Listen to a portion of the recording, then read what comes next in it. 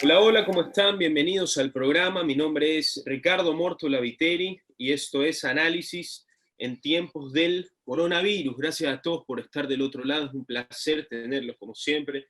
Hoy es lunes 31 de agosto, ya se nos acaba el mes. Son las 6:05 de la tarde y es un placer, como siempre, todas las tardes, de lunes a viernes, ofrecerles el mejor programa de noticias y entrevistas que les ofrece la radio ecuatoriana. Nos pueden escuchar en cualquier parte del mundo en nuestras redes sociales, por supuesto, en YouTube, en Spotify, en Instagram, en Facebook. Ustedes saben, se quedan colgadas todas nuestras entrevistas. La noticia de hoy, la más importante, la más preponderante, y es de lo que vamos a hablar con Alfonso, entre otras cosas, es la unión o la alianza del Partido Social Cristiano y el Partido Social Cristiano ha sacado o ha dado un paso atrás Cristina Reyes, que era su precandidata presidencial, y van a dar el apoyo presidencial a Guillermo Lasso, aunque los asambleístas van a mantener su independencia como dos partidos diferentes. Dicho esto, damos presentación a Alfonso Oramas. Alfonso, muchas gracias por estar con nosotros. Bienvenido a nuestra casa. Ricardo, buenas tardes. En primer lugar, saludos especiales para ustedes. Saludos especiales a don Luis Velasco Viteri, tú lo debes conocer perfectamente, tío de tu mami.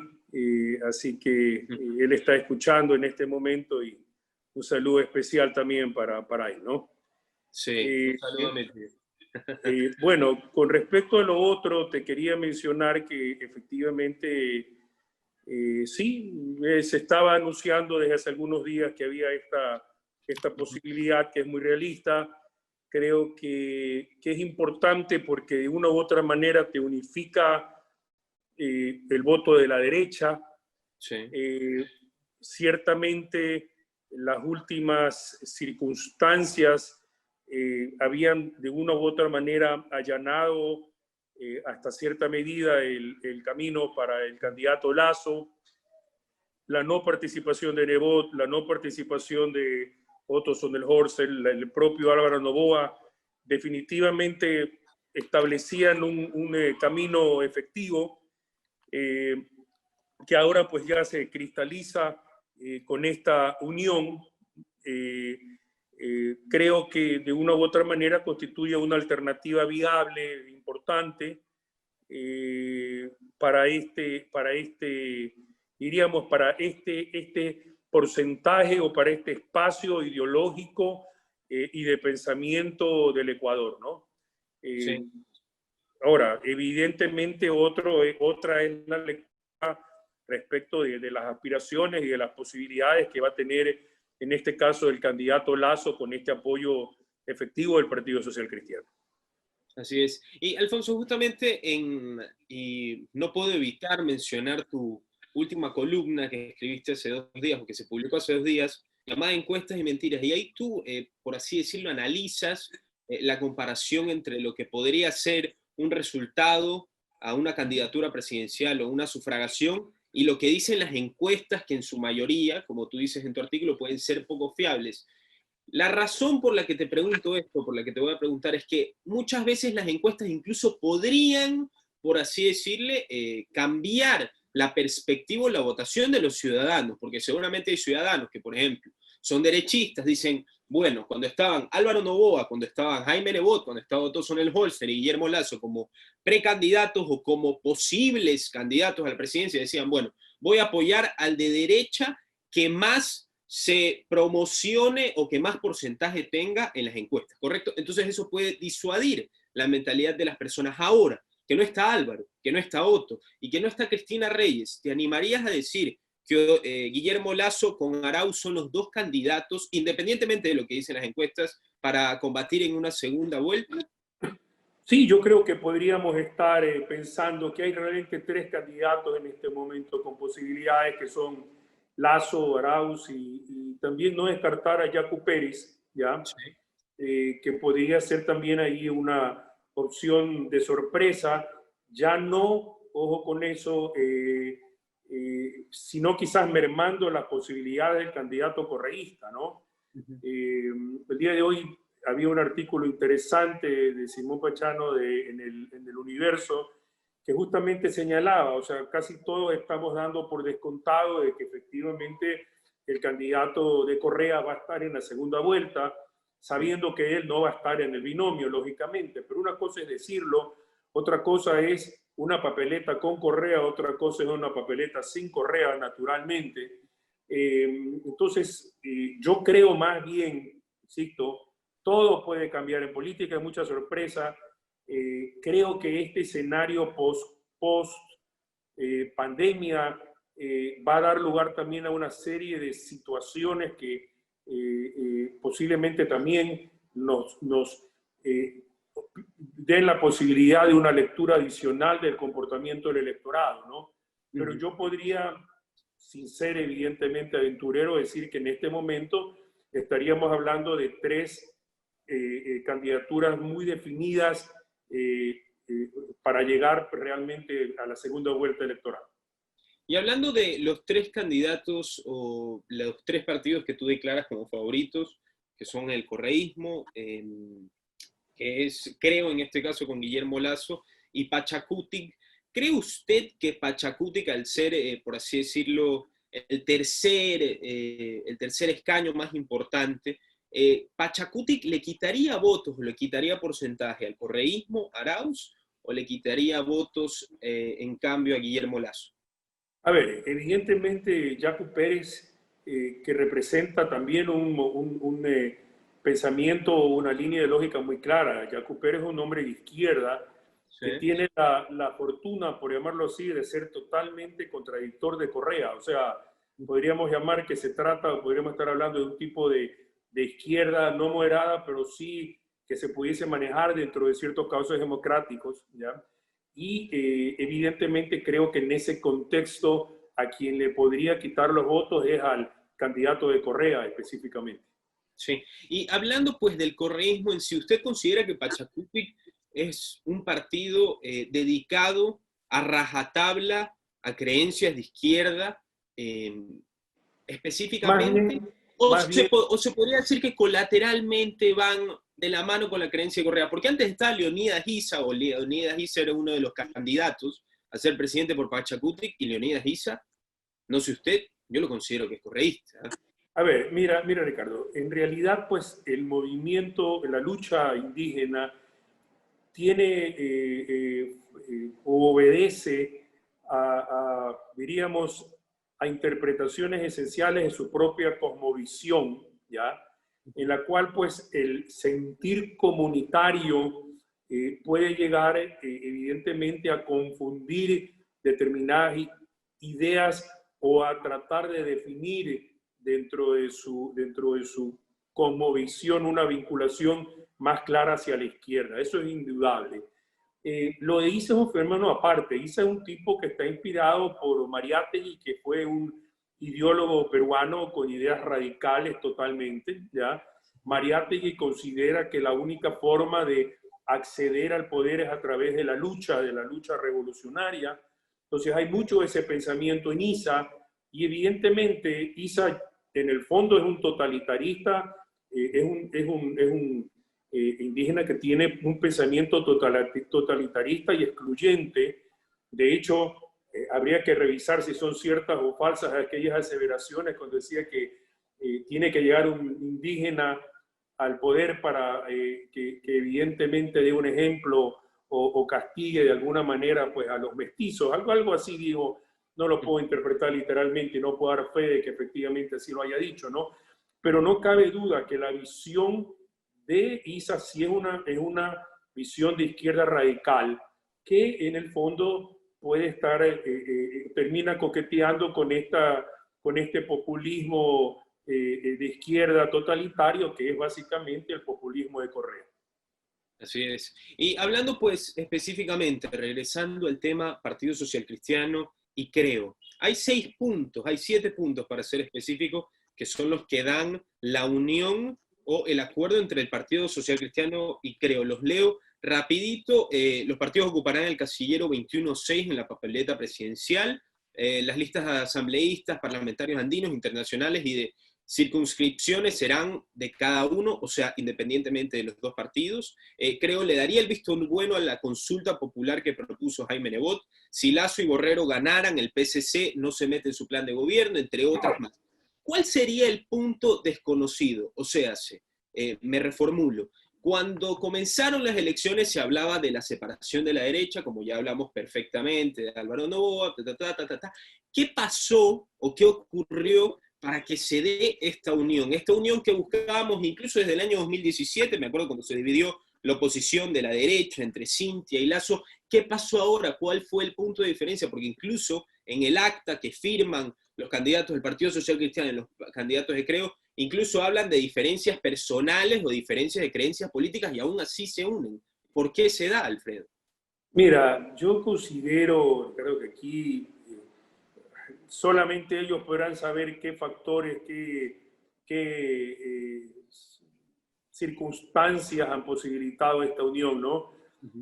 Creo que de una manera inteligente se percataron de que efectivamente en este caso la unión posibilitará el que una opción de centro derecha llegue al poder. Yo creo que en ese sentido, Ricardo, también es importante analizar lo que está pasando, por ejemplo, en Bolivia. En Bolivia es muy probable que el candidato que ponga o que designe Evo Morales sea el ganador, y no porque la mayoría de la población de los bolivianos quiera que sea el presidente, pero está la dispersión, 6, 7 candidatos, que existe la posibilidad de que sí, de que el candidato de Morales termine entrando primero ante la dispersión. Yo creo que sí es una actitud sensata, por llamarlo así, establecer que por primera vez en muchos años esta dispersión no se ha producido y más bien se está actuando en pos, en este caso de estas dos fuerzas políticas, en pos de un candidato único que efectivamente será pues quien tendrá que disputar ese voto popular, ¿no? En ese sentido creo que aquí lo que ha primado, más allá de cualquier otro análisis, creo que lo que primó es el interés del país, por llamarlo así. Así es. Pasando o cambiando de tema mínimamente, pasemos a lo que está pasando en este momento con la ministra de Gobierno, María Paula Romo. Para ser precisos, el medio de comunicación La Posta la ha acusado, pues, de ser ella una de las protagonistas principales de la repartición de los hospitales. La ha acusado de tener conversaciones de WhatsApp, que creo que la ha leído Medio Ecuador con Daniel Mendoza, y eso ha creado, pues, cierta sospecha hacia la ministra de Gobierno. María Paula Romo responde el día de ayer con un mensaje o con un video que publica en su Instagram, donde específicamente dice: acusar falsamente no es una crítica, es un delito, y hace ejemplos de que Anderson Boscán, la tía, es abogada de Daniel Salcedo, y que si es que, y la relación, bueno, se enreda un poquito, o me parece que pues lanza simplemente para quitar la atención que pesa sobre ella. ¿Cree usted que las pruebas dadas por La Posta y las pruebas que están en manos de los medios de comunicación son suficientes o son preponderantes? No, Ricardo, es decir, a ver, aquí lo que hay es conjetura, y esos mensajes de WhatsApp son los que evidenciaron algún tipo pues, de relación o de conocimiento, pero no son pruebas en lo más absoluto de que ella intervino. Yo no estoy señalando, ni podemos señalar que ella no estuvo o no tuvo conocimiento de este famoso reparto hasta cierto punto increíble desde el punto de vista de ética de que se ha hecho en los hospitales, pero que el día de mañana se señale que en virtud de esos mensajes de WhatsApp y se presente a la opinión pública un cuadro, un esquema de repartición con ella en el medio de todo, créeme que realmente resulta, por decirlo menos, aventurado. Esto no significa que no se le investigue, pero una investigación, una conjetura, no puede pasar a una acusación por un mero hecho, ¿sí me explico? En realidad hay que seguir investigando, pero a quienes creo que ha habido un apresuramiento lamentable, porque considero que especialmente Anderson Boscán es un periodista serio, periodista joven, pero creo que en este caso La Posta quizás sí se apresuró con un afán curioso, por llamarlo así, de señalar a la ministra como la culpable. Y el apresuramiento, usted que es periodista y usted podrá entender por qué cree que se da, por qué el apresuramiento... Eso, Ricardo, es totalmente especulativo, es imposible. Puede ser que ellos estén convencidos y que crean que es periodismo sano y responsable el hacer estas conjeturas en base a estos mensajes de WhatsApp. Entonces, ya el resto de que si hay otro interés de por medio, nuevamente, todo esto cae en la especulación, pero creo en realidad que la reacción de las redes sociales ha sido en ese sentido también muy crítica respecto pues a la forma como se ha tratado el tema. Hacer acusaciones con pruebas livianas o hacer especulaciones, ¿es libertad de expresión, Alfonso? Te Es pregunto. libertad de expresión, sí, todo cabe en la libertad de expresión, Ricardo, pero también cuando se da mucho de esto, se cae en una falta de seriedad o de objetividad. Ese es el punto.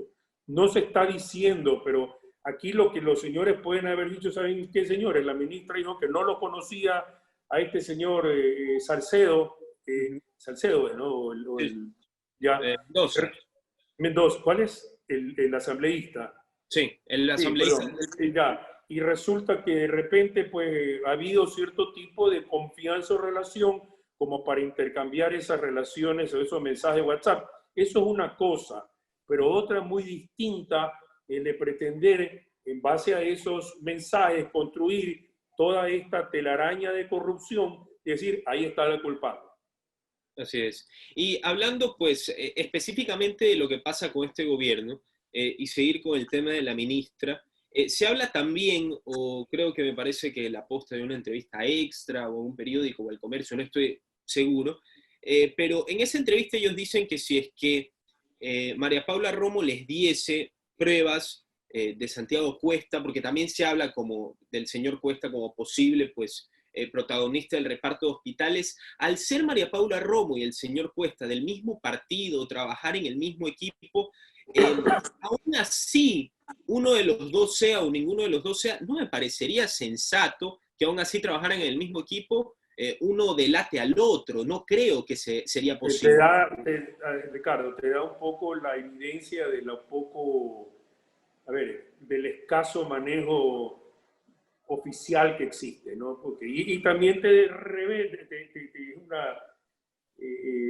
significa claramente que hay una división interna y una lucha por el poder o por espacios de poder clarísimo. Eso es definitivo. O sea, no hay por qué dudar. Así es. Alfonso, para pasar un poquito lo que está pasando en la sociedad ecuatoriana específicamente, se viene la iniciativa Yo Me Cuido, que es el fin del estado de excepción. A pesar de esto, Cynthia Viteri ha dejado claro, de entredicho, que Guayaquil va a permanecer en semáforo amarillo.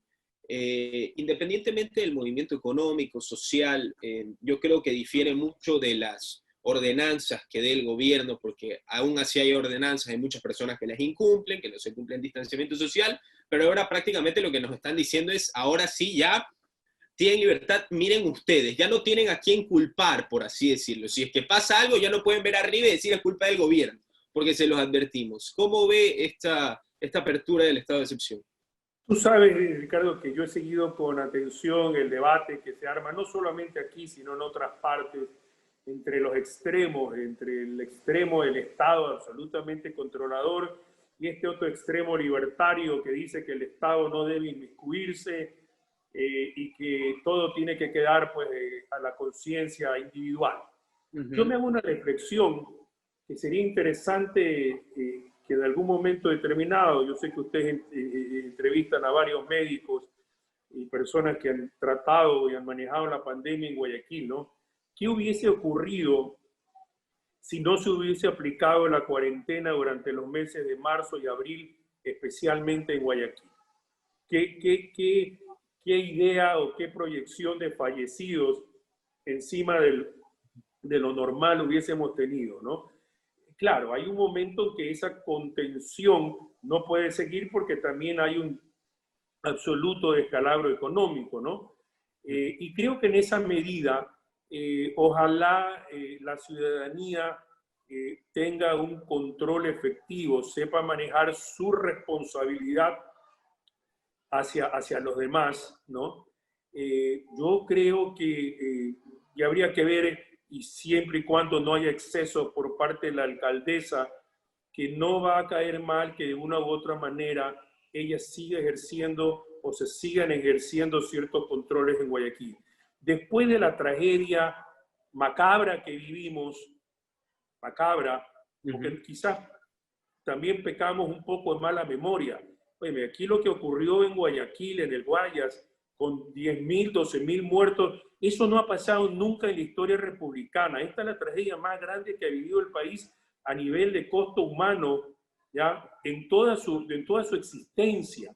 Entonces, ojo con eso, cuidado la mala memoria, o mejor dicho, que la memoria de esos fallecidos sirva también para crear en los guayaquileños, en los guayacenses, algún tipo de conciencia más sólida respecto de los límites que debemos manejar. La necesidad de usar mascarillas, la necesidad del distanciamiento social, son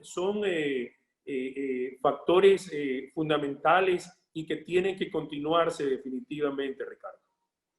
Y volviendo a la pregunta que usted hizo, la reflexión que usted puso desde un principio sobre qué hubiera pasado si en esos meses de mayor contagio y mayor muertes no hubiera habido la cuarentena.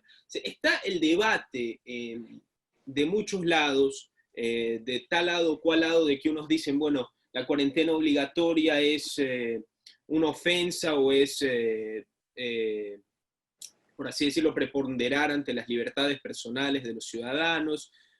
No solamente pues, en la cuestión de cuidarse, sino también en la cuestión económica. Hay gente que tiene que comer, los países latinoamericanos no estamos listos para estar encerrados. Hay otros que dicen, bueno, si no nos hubiéramos encerrado, ¿qué hubiera pasado? Para poner un ejemplo, y el más cercano, Perú probablemente después de Brasil sea el país con más contagios y con más muertes, no, derecho, lo es, de Latinoamérica, y el presidente Vizcarra está extendiendo el estado de excepción, tanto así que el fin de semana, no este que pasó, sino el anterior, hubo una fiesta clandestina en Lima, esta es una noticia que no ha rondado mucho, donde murieron 12 jóvenes por asfixia, porque como las fiestas, o como el domingo es toque de queda total y nadie puede salir, se hizo una fiesta un día domingo, un día sábado en la madrugada, y entraron unos policías porque sabían que estaban haciendo fiesta, lanzaron gases lacrimógenos, quisieron salir por la parte de atrás los jóvenes, y como la puerta estaba atascada, quedaron asfixiados porque fue una avalancha. Entonces ahí vienen, bueno, hubieran cumplido las leyes los jóvenes, ese es un lado, otro lado es,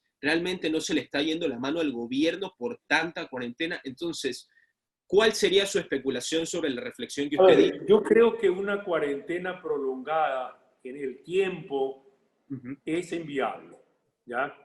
Yo apelaba a ese tema porque creo que la cuarentena inicial era muy necesaria y muy posiblemente si la cuarentena se hubiese dado no el 15, alrededor del 15, 17 de marzo, sino de los últimos días de febrero, se hubiese dado un número mucho menor de fallecidos, ¿ya? Pero nuevamente, no lo sabemos. Creo que en el tiempo, evidentemente, la cuarentena es un problema. Lo están viviendo las economías del primer mundo. Sí. No el Ecuador, no nuestros países, la economía del primer mundo. Entonces, hay que tratar de adaptar, y ahora que la cuarentena se acaba, tratar de ser responsable. ¿Cómo pedimos a la gente que sea responsable? Nuevamente, con el recuerdo de los fallecidos, Ricardo, no hay otra manera. No hay otra manera. Insisto, yo creo que hay que tratar de dimensionar la tragedia que vivió Guayaquil. Sí, pero Alfonso, pero ¿sabes qué? Yo le voy a ser completamente sincero. Primero que nada, yo creo que son muchos más muertos de lo que usted está mencionando. Es muy probable. Es muy probable. Pero yo le voy a ser sincero, al menos sobre la cuestión de las personas. Es emocionante o realmente toca en el fondo de las personas decir, bueno, perdimos tal cantidad de personas, por eso debemos cuidarnos, pero del dicho al hecho hay mucho trecho. Y yo creo que cuando se acabe el estado de excepción, no va a ser que los ciudadanos conscientemente van a generalizar y van a decir, bueno, vamos a tomar todos conciencia, vamos a cuidarnos. Yo creo que todo lo contrario, yo creo que la gente va a decir, bueno, qué maravilla, vamos a podernos ir a la playa, bueno, qué maravilla, vamos a poder salir de fiesta a las 3 de la mañana. Entonces, ese es el autocontrol al que yo me refiero, que yo creo que no va a existir, Alfonso. No, yo coincido contigo, Ricardo. A ver, es que por eso también señalaba que yo no creo es acertado que si mañana Cynthia Viteri, por ejemplo, te establece que no uso la mascarilla y sigue existiendo una multa, creo que eso es válido, creo que eso es procedente. O sea, lastimosamente sí, somos así. Esto, no podemos pedir de repente una disciplina social a pueblos que históricamente, como el Ecuador, como los vecinos, no la han tenido. ¿Ya? En otras palabras, es muy posible que luego de que se acabe pues, el estado de excepción, digamos, ahora sí el relajo. Sí, tenemos que estar preparados para que así no lo sea. Hay una sola forma, conociendo estas circunstancias, Ricardo, que es que el gobierno, que tiene muchísimos problemas a nivel de promoción y de comunicación, que la municipalidad establezca, anuncie, trate de alguna manera de hacer que la gente tome conciencia.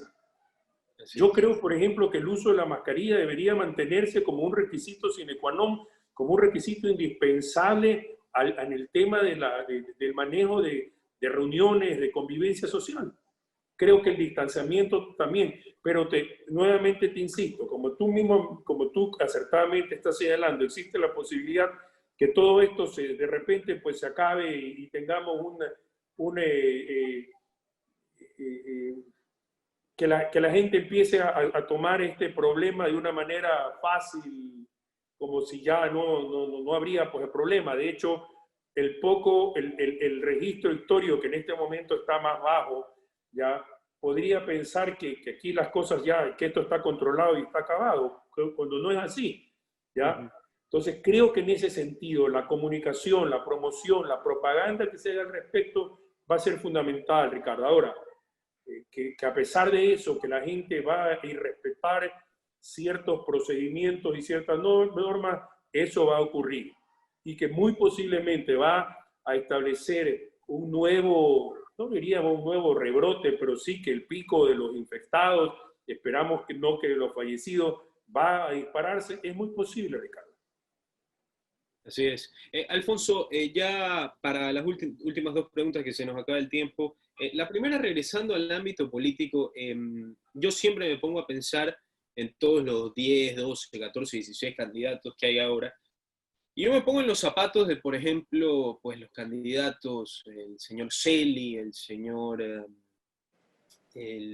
bueno, varios precandidatos presidenciales de listas, pues, no favoritas, por así decirlo. Y yo me pongo a pensar y pongo la perspectiva de las elecciones de Estados Unidos, elecciones de países del primer mundo, y yo digo, si se baja Cristina Reyes, que probablemente hubiera sido cuarta o quinta en un escaño de porcentajes, si es que las elecciones fueran el día de mañana, para hacer una especulación, ¿por qué hay tantos candidatos y por qué se permite que hayan tantos candidatos? Yo no lo puedo creer. A mí la gente, por ejemplo, yo he visto entrevistas que la gente dice, bueno, cada candidato, cada partido tiene la posibilidad, tiene que tener el derecho de expresar sus ideas, de dar a conocer el futuro. Eso para mí es cháchara, Alfonso, eso para mí es cháchara, no sirve para nada. Y la gente cuando se lanza sabe que no va a ganar. ¿Cuál es la realidad, Alfonso? Usted como periodista. Porque las normas electorales, el Código de la Democracia, están posibilitando esto. Pues. Sí, pero yo no me pregunto las normas que lo posibiliten. Si lo ¿Por qué lo hacen posibiliten, estas van a haber personas? candidatos. Pero si yo me pongo a pensar, si Isidro Romero Carbo, que es una persona conocida aquí en Guayaquil, presidente vitalicio de Barcelona, muy reconocido, una persona con mucho dinero, se lanza para ser candidato. Lo primero que dice es que yo voy a sacar a Barcelona campeón de Latinoamérica y sabe que va a perder y sigue insistiendo con su candidatura. Eso me parece una falta de seriedad increíble, y no solamente seriedad, sino que él, discúlpeme que utilice la palabra, se caga en el pueblo ecuatoriano o en la ciudadanía ecuatoriana, porque dice, yo voy a lanzar cualquier propuesta tarada o populista para que la gente le encauce simpatía. Eso me parece una falta de respeto para el país, Alfonso. Por eso te da también idea del nivel de políticos que existen en el país.